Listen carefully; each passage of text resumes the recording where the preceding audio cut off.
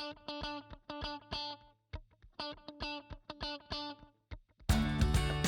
best way to predict the future is to create it. Welcome to the Humanscape podcast, where we help business leaders prepare for the future of work now. Are you ready to bring work to life and life to work? We are. Let's go.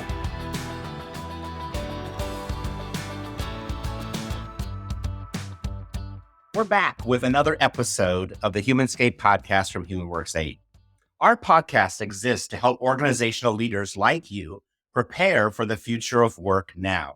I'm Shawn the Thought Catalyst with HumanWorks 8, and I'll be your host for today's conversation. But I'm co-hosting with Sarah Marshall from the team as we speak with our guest, Dr. Tiffany Tardy from Pearls for Teen Girls. In just a few minutes, you'll hear from Dr. Tardy, but here's a little bit about Tiffany and Pearls before we get started. Dr. Tiffany Tardy is the proud president and CEO of Pearls for Teen Girls. If you're not familiar with Pearls for Teen Girls, Pearls is a nonprofit organization based in Milwaukee, Wisconsin, dedicated to supporting and empowering youth identifying as girls in 5th through 12th grade. Tiffany has the overall strategic and operational responsibility for Pearls staff, programs, and execution of its mission to strengthen the community, one girl at a time, by empowering young women with self-development tools, guidance, and support to strive for better, brighter futures by living out the Pearls values. P, personal responsibility. E, empathy. A, awareness. R, respect. L, leadership. And S, support. Before Pearls, Dr. Tardy served as the executive director of the Milwaukee Public Schools Foundation, the managing director of Program for All in Milwaukee, and the director of the Grace Scholars Program at Mount Mary University. She also dedicated nearly a decade to the University of Wisconsin-Whitewater in various roles supporting diverse student retention and graduation.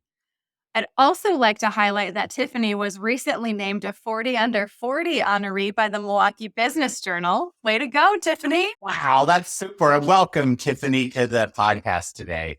Oh, thank you so much for having me. This is super special and exciting, especially when you're talking about 40 under 40. That's a really cool highlight for me right now. It is. It's a highlight for us. It energizes me that I'm a 40 under 40. I love it. So let's get started without any further ado, Tiffany. What's one thing from your bio that Sarah didn't mention that you're most proud of? Something personally, professionally, something else in life that you're proud of that wasn't mentioned? Well, I have to say that 40 under 40 was a big moment for me. So I want to acknowledge that and receiving that honor and recognition, particularly with my commitment to the Milwaukee community, being born and raised here, and the work that I've done to serve women, girls, all people, and young professionals in their journeys. That's quite a big moment and highlight for me. And then personally, this is probably super funny, but I am obsessed with our puppy. So we have a mini golden doodle. I'm a first-time pet mom, and she's 9 months, and she brings me a lot of joy. And I never thought that I would be a dog person, but I'm a dog person. I'm proud of that because it's been a journey as I've been learning how to be a pet parent. I love that, Tiffany. 40 under 40. Wow. And the way you champion people and young women. And then the new dog. Wow. That's going to be a learning adventure for your first dog. I know. It has been. Her name is Oreo, and she brings a lot of joy, and she also is very naughty, and it's doing a lot of learning as well. We're doing a lot of learning together. A year of learning is starting right now. So you often start these podcasts with a sequence called The 3 Parts of the Mind, Tiffany, where we learn a little bit and the audience learns a little bit more about you. And we look at it through a lens of, what's your cognitive part of your mind, something you're smart about that people may not know, or it could be a hidden talent or a hidden skill. Then we'll find out a favorite of yours, something you like, your affective part of your mind. And then we'll finish with the cognitive part of the brain. What's something that if Tiffany has the freedom to take action her way, how does she jump in and do it? Just seems the most natural way for her. So let's start with that cognitive shift. I mean, what's some things you're smart about that other people may not be aware of, or a hidden talent or a hidden skill? I can't say that it's hidden because I think it's a part of me as a professional today, and the fact that I am a very strategic thinker and mind, and I'm a very heavy researcher. I have a research background, and really grateful for. I mean, I actually was just talking about this recently during middle and high school, part of both debate and forensics, and I feel like being a part of those groups in school really prepared me both to be a researcher and scholarly mind, but then also to be a speaker. So I can't say I was just like, I don't know how to dance or, any musical talent, but being able to comfortably public speak and being able to dig and do research. And I always feel like you can have stronger arguments and stronger statements when you have research to back it up. So I feel like those are some of my superpowers, and it really has brought me quite far, both personally and professionally. And Tiffany, of course, we always then like to ask a question about your personality, how you feel, sort of that affective part of the mind. So aside from golden doodle puppies, what's a favorite of yours? A favorite vacation spot, hobby, something like that, Tiffany? I am a huge traveler, and I love being able to experience different things, different cultures, particularly through food. I feel I'm a very big foodie. And I love Milwaukee's food scene, but I also love to be able to go to other places and experience culture in that way, because you can learn a lot about a country or an environment based off of their food. So I have a lot of places that I love to go to, but some of my probably highlights would be I go to Mexico a lot. I love going to Mexico. It's a good time. I love the beach. But I would say probably in the most recent years, Cuba has been quite a highlight for me. I've always wanted to go there, and I finally got to go right before the pandemic, literally right before the pandemic. I went to Cuba twice in that year, and I returned the second time 2 days before the world shut down. So it still is high in my brain because I always will remember I almost would have been stuck in Cuba. I love that. Anything on your radar, looking ahead, that's a favorite foodie or culture that you want to visit looking ahead? I'm heading to Colombia this weekend for the first time, and I'm excited to experience Colombia in a different way. I also have like quite an interest in the African diaspora, and so countries that have those African roots and how they kind of permeate through a certain culture. I love to experience. So I'm excited to see Colombia. I've gone to Brazil. I can't wait to go back. I'm planning to go back to Brazil probably in the next year or so. And then I'm really trying to get back to the continent of Africa. But, being in this leadership role, it's much harder to carve out, the time that you need to take those type of trips, because you got to travel a whole day just to get to Ghana or South Africa or Kenya or the places that I would like to go. So it'll take some time, but I plan to get back there as well sometime soon. Colombia, though. I have not been to Colombia, but I did listen to the Encanto soundtrack just yesterday. So that was my little flavor of Colombia. What a great movie. And then finally, the third part of your mind is all about your cognitive part of the mind and your natural instincts. That if Tiffany is free to take action her way, how do you jump in on anything that you're doing, Tiffany? I'm a doer, but I'm also, like I said before, I like to make sure I understand what I'm doing. So I'm probably going to be the first thing I'm going to do is like pick up my phone and try to Google some things or ask ChatGPT to lead me in the direction I need to go in. Even conversations, sometimes I plan so I can make sure that I can I'm not very good at just jumping into things without feeling like I understand the thing that I'm trying to do. But when I am doing something, it is very much do. I'm like one of the people that I've always been the behind the scenes, the things that folks would say, like stapling, or stuffing folders. I just take myself back to those days where I will jump in and do something. Just as last week, we are pretty paperless, but I used my printer and I was printing a lot of stuff for some strategic planning that we were doing. And then the printer like stopped working. And I'm like trying to figure out how to do the misfeed. And but I figured it out, it's like you just got to jump in and figure it out sometimes. And I am not opposed to ever just, jumping in and helping in any way that I can. But I do like to have some level of thought process connected to it before I just jump in. That doesn't surprise me at all. I feel and hear in you, Tiffany, that you like to start with a lot of information and you like to you talk about process. Once you've got the process, you're in, you're going as far as that goes. That's exactly right. The only thing about you and I, though, with that copier, I think I would have called for help. Okay. So I admire that you jumped in and figured it out. Sometimes I get frustrated with those mechanical things. Sarah will tell you that I kind of flee them really quickly that way. But that's great. Thanks for sharing a little bit about yourself through the three parts of your mind. And Sarah mentioned in your intro about your core values there at Pearls. In talking with you, I know that they're central to everything that you do. And they're in your name, which I just love. When we're talking about bringing values to life, you're saying them every time you say where you are, which is really cool. But you said words you've used to describe them were like your through line and the secret sauce to the strength of this 31-year-old history of Pearls as an organization. They shape what you do and help you create these inclusive spaces for these diverse populations. Can you tell us more, just from your perspective, how these values contribute to building these strong connections and how do they help you drive the mission of Pearls? I love the fact that the Pearls acronym literally was created by the first group of Pearls girls 31 years ago.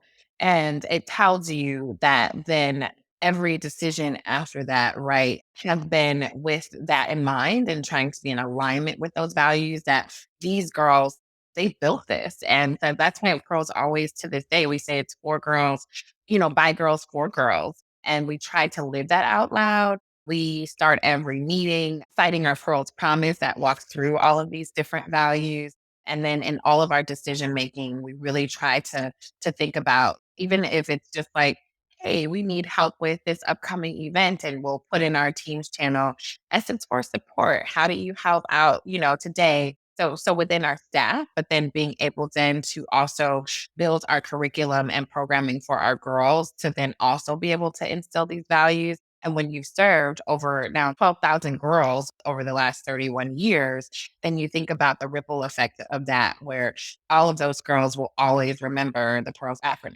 What does that look like for me around personal responsibility? Or what does that look like for me around leadership within my locus of control, within the spaces that I, work in or personally, et cetera? Like that's something that becomes a part of who we are. And so regardless of where I am 10 years from now, I will always know the Pearls values and how they show up in my life and how I want to then help be a part of that with somebody else's life, and that's what I love so deeply about our work is that regardless of who's here or regardless of the environment or the people come and go, but this part of who we are, our mission remains unchanged. And that's really, really cool.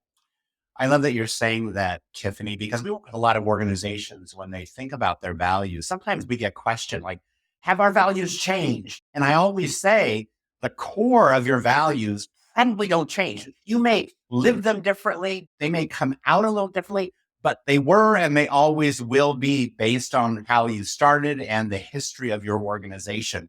And that's what you're saying, 31 years ago, these young women may have come up with these, but they're still alive and just as relevant today.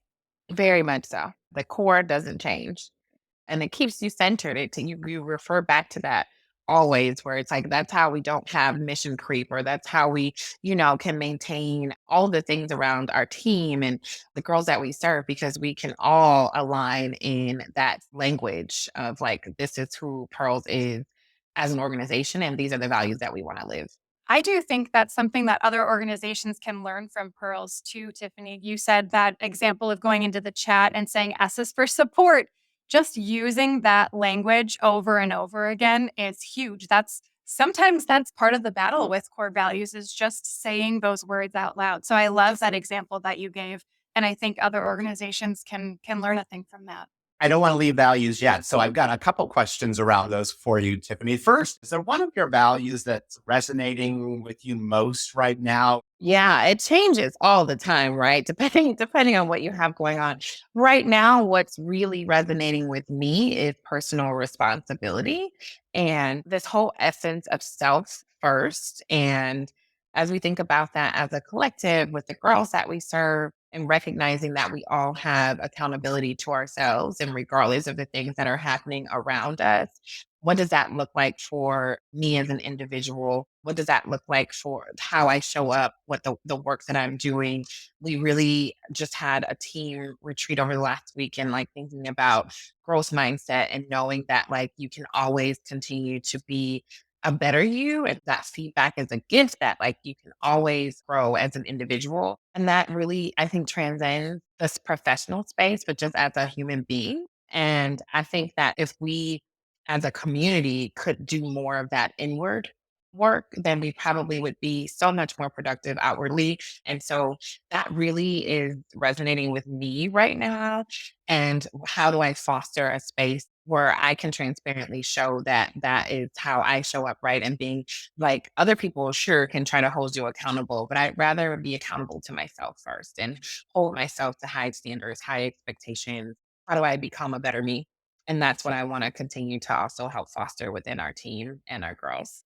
Another one that jumped out at me, Tiffany, when I reflected on the Pearl's values was this one around empathy.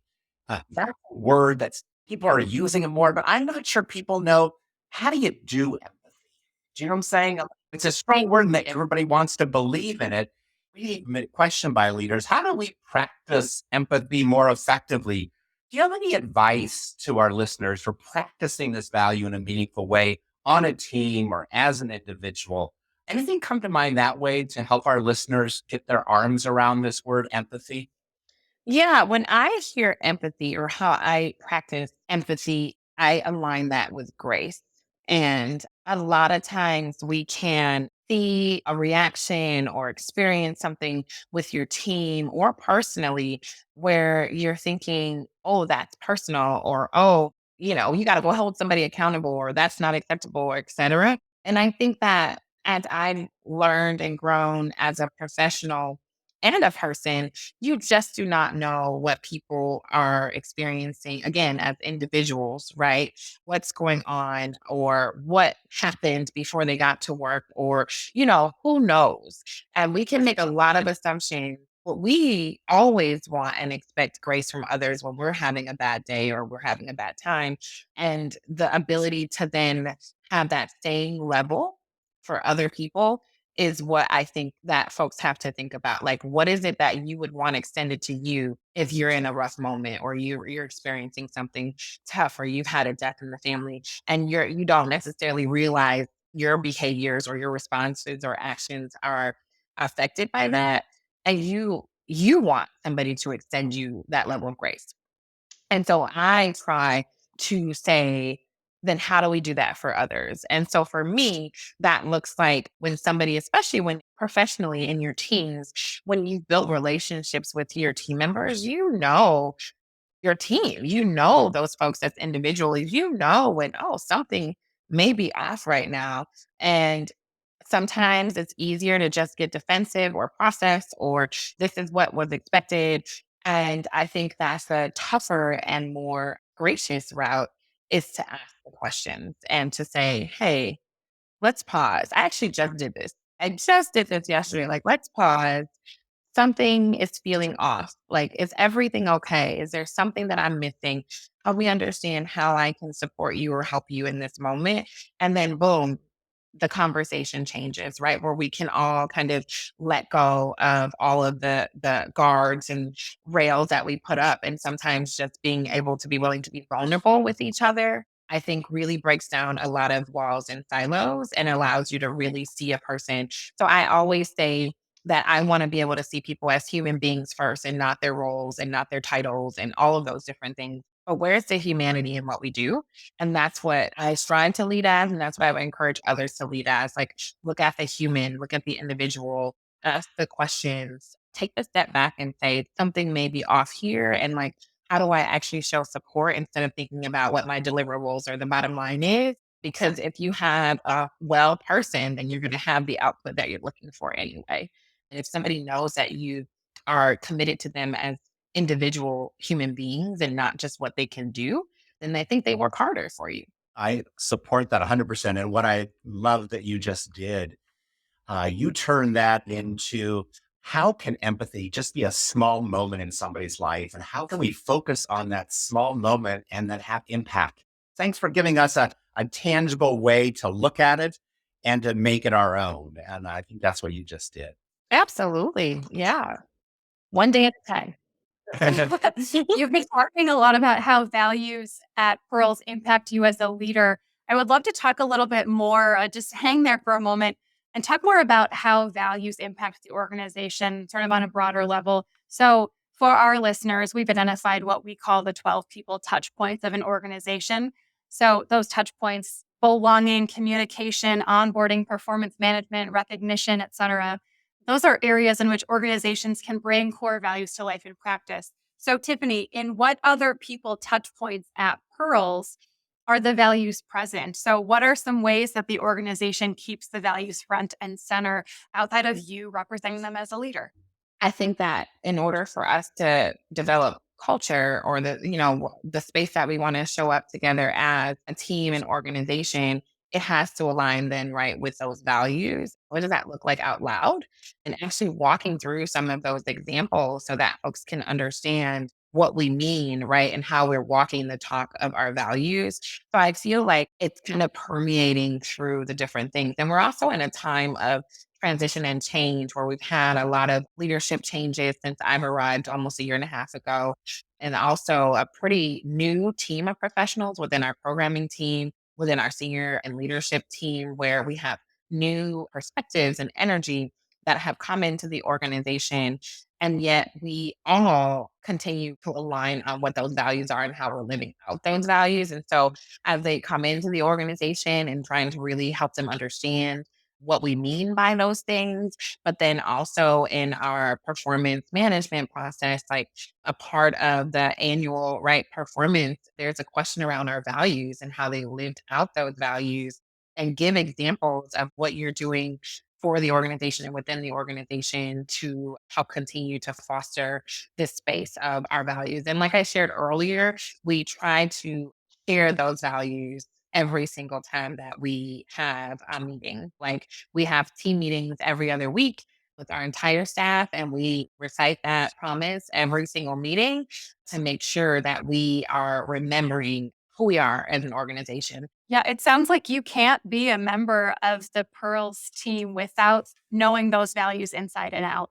And not just knowing them, but representing them and using them, talking about them. One thing you mentioned while you were talking about the touch points is around your change and the transformation. You have people in new roles coming into the organization. I believe a core part of what Pearls is about is nurturing young talent and trying to get young talent into the professional world well. Our listeners are doing some of both. They may be nurturing young talent within the organization, and it's also a time of looking for new talent and growth that way too. Any highlights or things that you found or that you're currently doing, whether it's with young talent or with some of your new team members, that would be good things for people to think about as they explore that in their organizations? Yeah, Sean, that's a really big question. And I think a very timely and relevant question as we see so much happening with this newer generation of talent that is coming out in the workspaces and really challenging a lot of what our status quo has looked like for a really long time. I really appreciate about Pearls that we have this intergenerational model. We have girls on our team. So we have literal teenagers, teen facilitators that work with our middle schoolers who are high school girls, all the way through, seasoned veteran professionals that work within this team. And then all having responsibility and expectation around who we are as an organization, our values, and all of those things. But half of our team is our programming side. And the majority of those team members are either younger entry level professionals or mid career type professionals. And that makes it a really, really cool space because the girls have folks that can relate to them, that they can see themselves in, that were just there a few years ago and understand the experiences that they're going through and can help support them. And also within the organization that can present many interesting opportunities and challenges, right? Where you're trying to figure out how do you support folks at all of these different levels. And then also, how do you support folks whose professional values or expectations of the workplace are very different from what it looks like when I was, coming up as an entry level professional, and to folks who are, even more seasoned professionals than I am, where it was like, you got to come to the office and you got to be there before your boss and you got to be there, when they leave, all of those structural things that we were taught were expectations from a professional standpoint that I feel like this younger generation brings this new energy of like, we're not doing that. And that may be what it used to be, but that doesn't determine performance or output or all of these different things that they're bringing to the table and making us have to take a step back. And instead of saying, oh, this talent isn't ready for the workplace, and more so saying, how do we embrace that? And how do we bring those ideas and thoughts and experiences into this to make us a richer environment? So I'm not saying that it has been easy because it is not easy. And personally, it's really challenging for me because I'm like, you're kind of trying to disrupt in your mind, like, well, I had to do these things, or, I had to show up this way, or I wasn't demanding higher salaries. And then there's the other part of you that's like, that's pretty badass. Like, I'm so glad that they're asking for more because we deserve more in these professional spaces. And so there's been, I think, a lot of learning, a lot of communicating, a lot of trying to understand what motivates younger professionals, really acknowledging that clear is kind and being very clear and specific about what the expectations are. Because I always say this, like, regardless of so much change, I still expect people to be on time. I need you to meet deadlines, but really acknowledging, like we talked about earlier, that there's grace that has to be extended here as well. And never assuming that folks know or have been taught, certain things. And so really trying to be clear and setting those firm expectations from the very beginning, but then also acknowledging that it's a journey and that it's about growing and learning together, which is why under my leadership, we've really honed in on this professional development series. And really, we do at least once a month, there's some type of professional development experience, whether it's crucial conversations that we just had recently.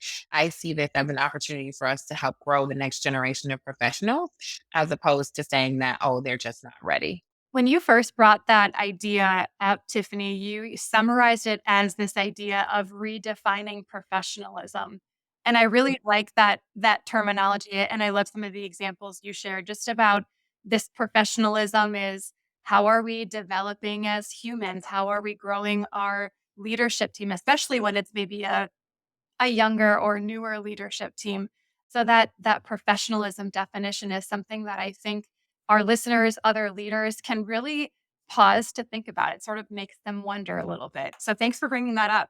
One thing I'll add to, Sarah, is that the layer of the diverse professionals, and we have a very diverse team working in our organization. That's my background, is working with students from and professionals from very different backgrounds, and what norms or expectations that have been placed on what professionalism looks like and how we disrupt that. So I really value this conversation around disrupting what some of these norms have looked like, because it can create additional barriers from folks who have not had the same access to certain professional spaces. And being able to show up authentically as who you are is really core to who I am as a professional and leader, and how I try to show up for our team, of really helping empower them as well as individuals to know that they can show up as who they are. And I think you can bring that back to the core values too of the organization. We call them values action. So what are the different things that you're doing to demonstrate each of these core values?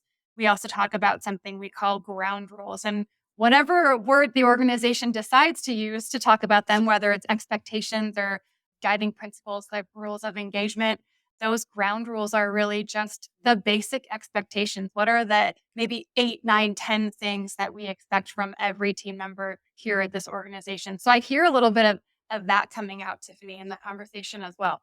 Tiffany, we talked about a lot. Is there anything that is a big opportunity or a big challenge that's ahead that you're excited about tackling? We're very excited over here at Pearls. I feel like we weathered our storm, right? So many of the challenges that we faced when I first arrived, we've been able to really overcome. We have an incredible team of professionals that are super committed to our mission. So it's an exciting opportunity and time for us. But then also, we are in the process of strategic planning and thinking about what the next 3 to 5 years look like for our organization, thinking about the current educational space and climate. We work with primarily schools and financial challenges that are happening in schools, as well as in nonprofit spaces, that we have to think about how we reduce and eliminate barriers for all girls, because we want all girls to be able to access our programming.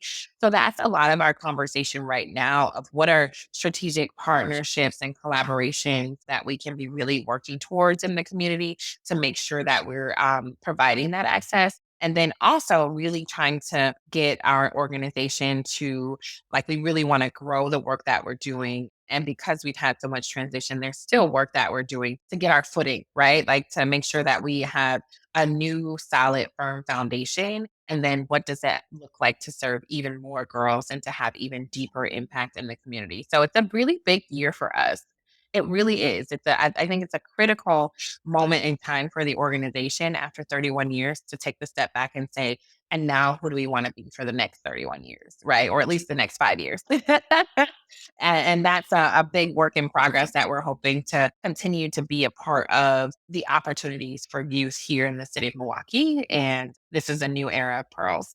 It's all about outreach and growth, I hear in what you're talking about, and just sort of spreading the good word and good work of what Pearls is doing. So if people want to outreach to you or connect with you, is there a best way to do that, Tiffany? Oh, absolutely. You can call me. Look for me on LinkedIn. You can always also email me. We can provide that email information. But if you go to our Pearls website, you can click on staff and you can get the beautiful team that we have there. All of our information is there so that you can get in touch with me. I would love to talk about how, we can partner. I am a collaborative mind. I always want to think about how we work together. I think we're much stronger together as a community. So I would love any opportunity to learn more about what folks are doing and how we can work together to serve our youth here in Milwaukee. And Tiffany, give us a little glimpse at that Inspired to Lead event that you have coming up as well. Yeah, so we have our annual gala, our fundraiser called Inspire to Lead. This year, the theme is the butterfly effect, and just thinking about all the things as you think about the rebirth and growth and evolution of a butterfly. And so it's going to be beautiful. We welcome the community to come and learn more about Pearls and the work that we're doing. We would love to see you there.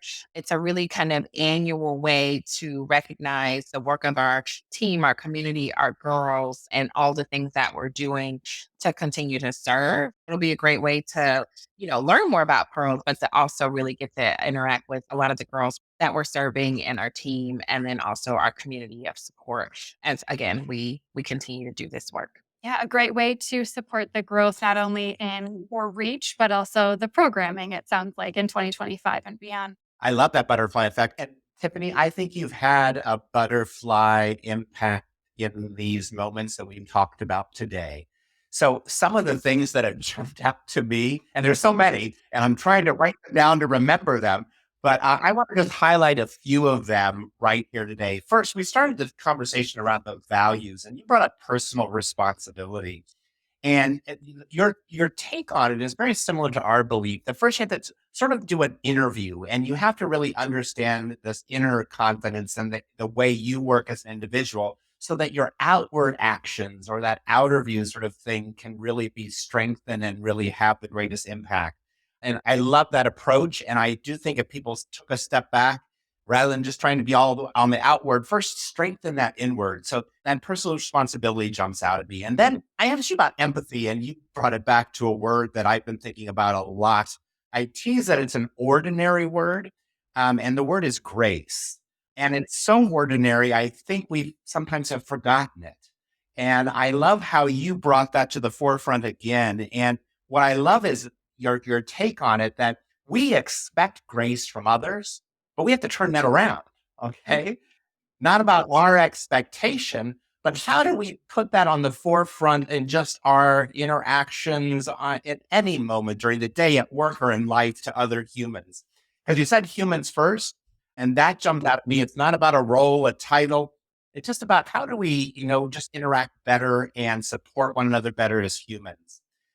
Two more I want to highlight at least. One was around your values. We always try to bring values into people touch points. And you've talked about how you have really brought your values into the onboarding experience. But I also like how you tied it back to performance management, that it's in your performance management process and discipline, as well as always making it a part of your teamwork focus.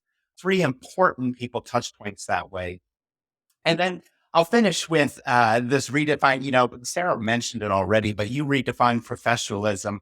And it's all this ready, not ready. And I love how you took, when we have a lot of organizations dealing with a different, younger workforce.